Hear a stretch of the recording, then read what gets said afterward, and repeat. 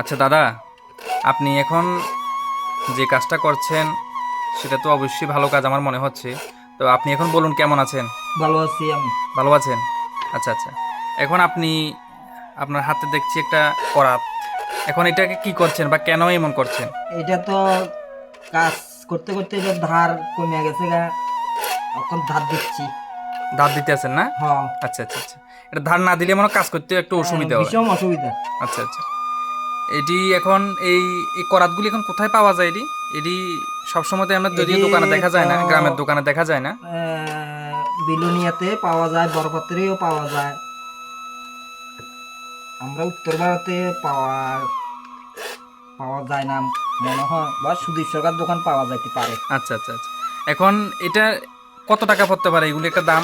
এটা তো বাড়িঘরে রাখলে মনে হয় খুব ভালো হয়, প্রয়োজনে ব্যবহার করা যেতে পারে।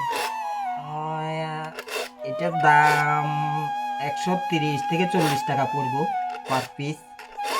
তাহলে তো মনে হচ্ছে এর দাম একটু বেশি একটা না কিন্তু। না, বেশি না, আর বেশি। তাছাড়া বাড়িতে বা যে কোনো সময় প্রয়োজনে আমরা এটা ব্যবহার করতে পারি, গাছ কাটতে, ছোট ছোট বা বাঁশ কাটতে আমরা এটা ব্যবহার করতে পারি, তাই না? হ্যাঁ। আচ্ছা আচ্ছা আচ্ছা। ঠিক আছে, তাহলে এটা ধার না দিলে আসলে কাজ করতে অসুবিধা হয় যা ভীষণ বোঝা যাচ্ছে। অসুবিধা। আর আপনি যে জিনিসটা দিয়ে ধার দিতে আছেন ওইটার নাম কি?